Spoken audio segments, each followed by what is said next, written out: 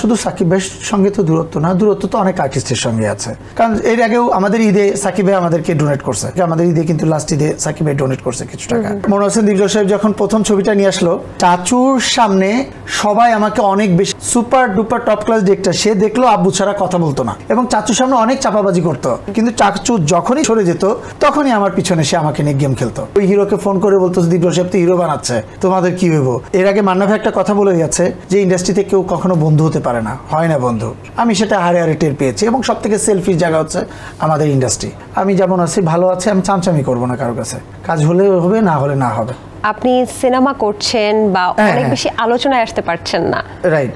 তাই সেই ক্ষেত্রে যে চলচ্চিত্রের প্রতি যে ভালোবাসাটা ছিল, সেই ভালোবাসাটা সিনেমা করার জন্য ছিল না কখনোই। সিনেমা করার জন্য করি নাই আমি। আমার মনোয়ার হোসেন দীপজল সাহেব যখন প্রথম ছবিটা নিয়ে আসলো, আনার পরে কিন্তু আমার অনেক বড় একটা গ্যাপ ছিল।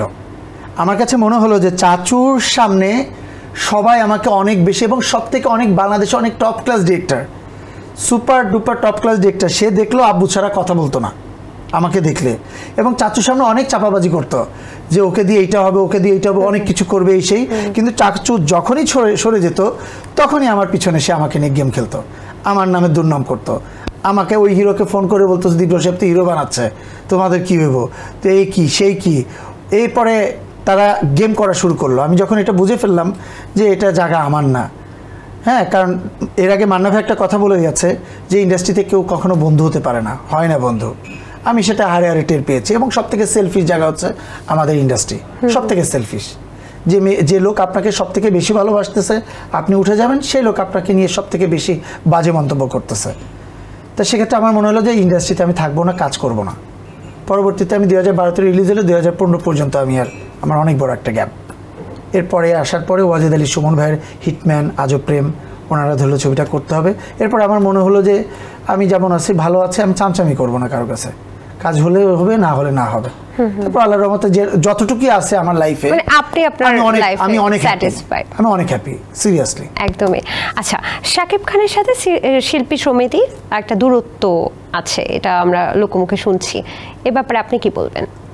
না, শুধু সাকিব ভাইয়ের সঙ্গে তো দূরত্ব না, দূরত্ব তো অনেক আর্টিস্টের সঙ্গে আছে।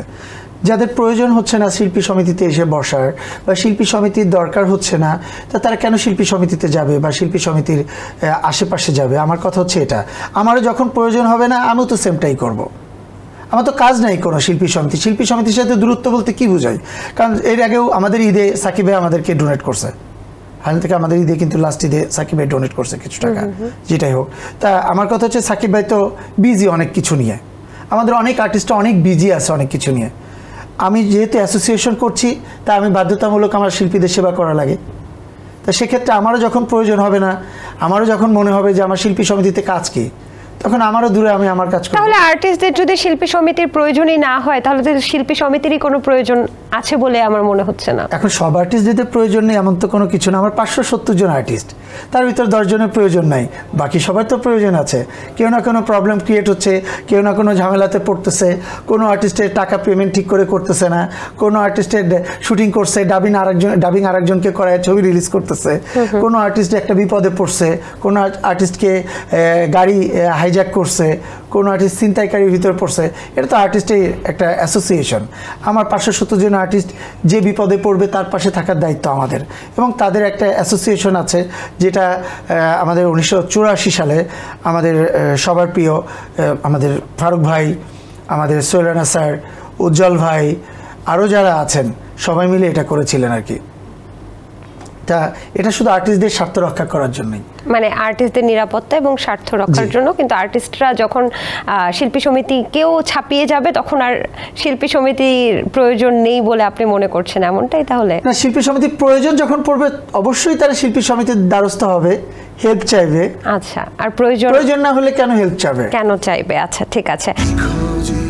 সেনসেশন ক্লাসিক স্ট্রবেরি ও কফি ভ্যারিয়েন্টে